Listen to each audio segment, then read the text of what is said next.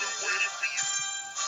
Welcome to the Dark Side Podcast with your host, DeeMoe, my hero. Welcome, everybody. This is the Dark Side Podcast. I'm your host, DeeMoe, my hero. On today's show, we're going to be going over some Week 2 stats of the NFL season. Today's teams are the New York Football Giants and the Atlanta Falcons. First, we're going to get into some stats. Next, we're going to do a little bit of rewind and review. And finally, we'll finish up with some analytics/trends to help us draw some possible scenarios going forward of each of the teams. With that being said, let's jump into some of these NFL stats. First up, we have the Atlanta Falcons. That's how you ever Julio this week. I think I'm leaning towards Julio. Julio, he's got a good matchup. But teammates, nothing personal. It's just if I win this game, I make it to the playoffs. First up, we have Matt Ryan, who had 30 completions off of 46 attempts for a total of 363 yards, 1 touchdown. We have Tevin Coleman with 9 attempts rushing for 32 yards, 1 touchdown. We have Freeman with 12 attempts for 25 yards. And we have quarterback Matt Ryan again with 1 attempt for a -1 yard rushing. Receiving the ball, we have Julio Jones with 13 receptions for 135 yards. He had a long of 37 yards. We have Hankerson with 6 receptions for 77 yards, 1 touchdown. Tammy with 4 receptions for 77 yards. Freeman, 4 receptions, 34 yards. DeMarco with 1 reception for 19 yards. Williams with 1 reception for 12 yards. And Ward with 1 reception for 9 yards. On the other side of the ball, we have Eli Manning with 27 completions off of 40 attempts for a total of 292 yards, 2 touchdown passes. Rushing the ball, we have Williams with 6 attempts for 43 yards. He had a long of 35 yards. We have Manning with 2 attempts for 23 yards.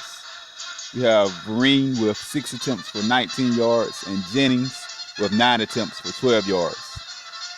Receiving the ball, we have Odell Beckham Jr. with 7 receptions for a total of 146 yards, 1 touchdown. He had a long of 67 yards. Also receiving the ball, we have Vereen with 8 receptions for 76 yards. He had a long of 37. We have Donnell with 4 receptions for 28 yards. Parker with 3 receptions for 17 yards. Jennings with 2 receptions for 12 yards. And rounding out the list, we have a bunch of 1 receptions by Davis for 5, Randall for 5, and Cunningham for 3.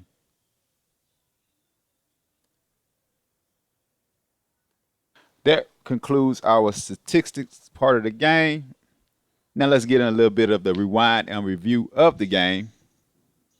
That's how you ever Julio this week. I think I'm leaning towards Julio. Julio, he's got a good matchup. But teammates, nothing personal. It's just if I win this game, I make it to the playoffs. This game starts off pretty much how I predicted it to go. You know, Atlanta, they gets off to a quick start, scoring like 10. I think it was 10-3. So they put up first couple points of the game, touchdown, field goal. Then you have the Giants scoring the next 3 possessions to end off the half with a 3-point lead. On the side note of this game, I just noted that the Falcons had some pretty terrible field position. On the average, they were at the 15.66 yard line, while the New York Giants had a field position on the 28.77 yard line. One of the Atlanta Falcons position started off at the 2 yard line. So they had some pretty terrible field position from this game. On the side note, this won't never be shown on any of the box score, but I think the Falcons are actually missing Anton Smith a little bit. Not necessarily rushing the ball, just that from that gunner position. Because I don't think the Falcons was given like this kind of field position last season. But that being said, from the quarterback position, we have Matt Ryan, who in my opinion had to deal with a lot of bad snaps. from the shotgun position. None of them resulted in a fumble or a turnover, but the snaps were pretty bad in this game. He did pretty good in this game, throwing for 363 yards and a touchdown, 30 completions off of 46 attempts. It was a very balanced attack. On the other side of the ball, we have quarterback Eli Manning, also with a pretty good game, 27 completions off of 40 attempts for 292 yards, 2 touchdowns. He chose to attack the Falcons, passing the ball majority to the left-hand side, I believe it was. Running the ball, the Falcons, I actually like their duo of running backs that they got going on with Coleman and Freeman. They didn't really have a powerful running day today statistically, but just looking at the game, they ran the ball pretty strong when they needed to, getting the yards. The Giants, they chose to run up the middle a lot. Manningham / Williams and Vereen, they chose to attack the Falcons linebacker by running up the middle. And I mean, it planned out pretty good. But some of the key factors of this game, a fumble by Eli Manning. I believe they was in the red zone in a position to go up like 20, might have been 27 to 10. But got a strip sack fumble by Falcons. Croy Bierman, that's who it was.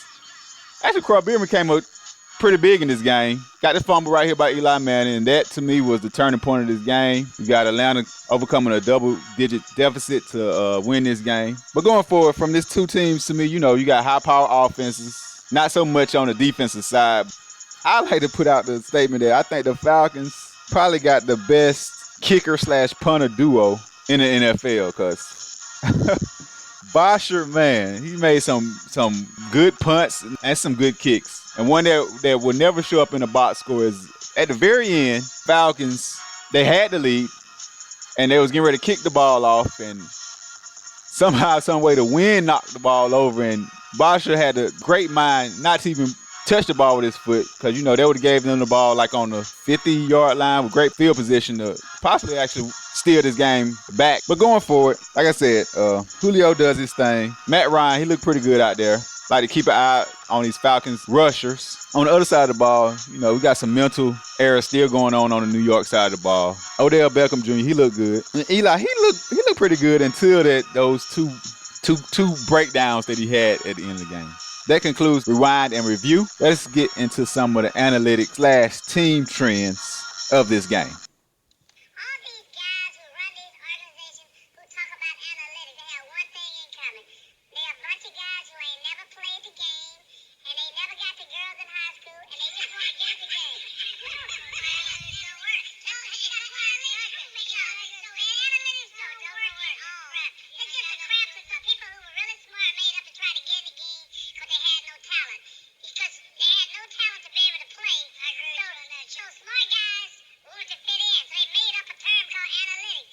Analytics don't work. The lack of faith is disturbing. Some of the analytics and team trends I took away from this game. Offensively, Atlanta passing the ball. 39% of their passes went to the left, which resulted in 6 drops. Had a big play of 37 yards passing to the left. Over the middle, passing was 41%, 7 drop balls, and 1 touchdown pass over the middle. Passing to the right, 20% of passes were to the right with no drops and a big play of 41 yards. Running the ball, 23% of the runs were to the left, which resulted in 2 touchdowns. 36% of the runs were ran up the middle, and 41% were ran to the right side of the field. On the other side of the ball, New York Giants passed the ball 54% to the left, which resulted in 8 drops. They also had 2 touchdown passes to the left, a big play of 67 yards, and a big play of 37 yards, all to the left side of the field.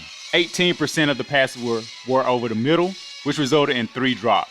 28% of the passes was to the right, which resulted in 3 drops. Running the ball, 4% of the runs were to the left, 78% were up the middle, and 18% were to the right side of the field. The big play running the ball was 35 yards, and it was done up the middle of the field. The weaknesses of Atlanta against the pass were to the left side of the field, so any cornerback not named Trufant seemed to be targeted. Speaking of Trufant, the Giants put Odell Beckham on the right side in the second half, and he only had 1 catch, so I wish Atlanta would let Desmond Trufant primarily be on the number 1 receiver. Running the ball, Atlanta was susceptible to run plays up the middle, But mind you, the Giants ran 78% of the runs up the middle. Also, the Atlanta Falcons pass rush, I give it a C+ overall. It had 2 sacks, 1 forced fumble, and 1 fumble recovery. Also, a weakness that I noticed of Atlanta, Coleman, the running back, he tends to carry the ball in his left hand, even when he runs to the right side of the field.